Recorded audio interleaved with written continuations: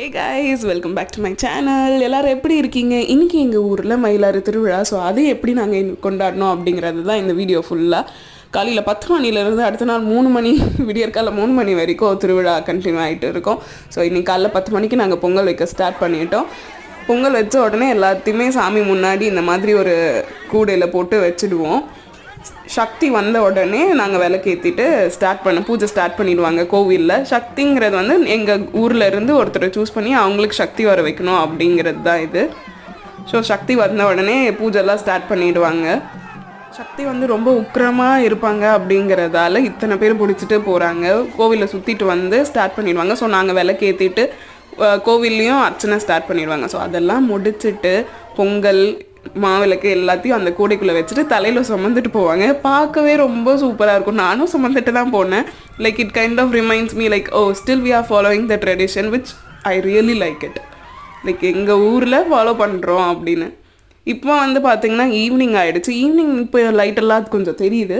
எங்கே போகிறோன்னா மந்தவெளி என்னென்னா ஊரில் வந்து சாமி ஊர்வலம் வரும்ல, அந்த ஊர்வலம் வர்றதுக்கு முன்னாடி ஊரோட எல்லையில் சாமியை வச்சுருப்பாங்க. லைக் ஊர்லேருந்து ரிலேட்டிவ்ஸ்லாம் வந்தாங்கன்னா அவங்க போய் பார்க்குறது, இல்லை அடுத்த ஊர்லேருந்து வந்தவங்க இங்கே தீபார்த்தனம் வாங்கிட்டு போயிடுவாங்க.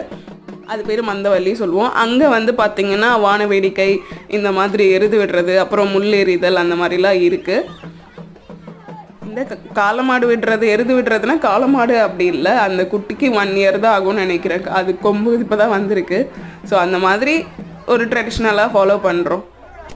ஊரில் செம்ம டிஃப்ரெண்ட்டாக வான வேடிக்கைலாம் வச்சாங்க. வான வேடிக்கைக்கே ஒரு 3 minutes போடணும் போல் செப்பரேட் வீடியோவாக. அதை நான் உங்களுக்கு 1 minute வீடியோவில் ஷார்ட்ஸாக ஆட் பண்ணுறேன். பயங்கரமாக இருந்துச்சு, நிறைய வச்சுருந்தாங்க. வாவ், செம்மையாக செலவு பண்ணியிருக்கீங்கப்பா அப்படின்னு எனக்கு தோணுச்சு. ஊரில் இருந்து எல்லாருக்கிட்டையுமே தான் காசு கலெக்ட் பண்ணுவாங்க, பிகாஸ் இட்ஸ் ஊர் திருவிழாவில். பட் சம் பீப்புள் வந்து பிரசாதம் கொடுக்கறது அதெல்லாம் அவங்கள செலவு ஏற்றுப்பாங்க.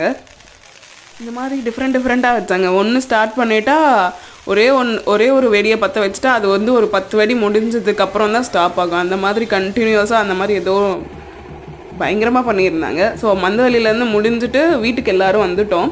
பிகாஸ் சாமி ஊர்வலம் வந்துட்டோம். அதுக்காக நம்ம வீட்டுக்கு போய் கற்பூரம், மாலை, வெத்தலை, பாக்கு, பழம், தேங்காய் எல்லாம் ரெடி பண்ணி வச்சுருக்கணும்.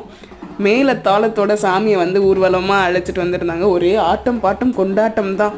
சாமி ஊர்வலம் ஒரு 11 o'clock முடியும். 11 o'clockல இருந்து அடுத்த நாள் 3 AM வரைக்கும் வந்து கூத்து நடக்கும். நாடகம் வந்து டிஃப்ரெண்ட் ஆஃப் காவியங்களை வச்சு நாடகம் பண்ணுவாங்க. காமெடி நாடகம் பண்ணுவாங்க. என்னால் பார்க்க முடியல, பனி தாங்கவே முடியல. அதனால் நானும் கிளம்பிட்டேன். பாய்.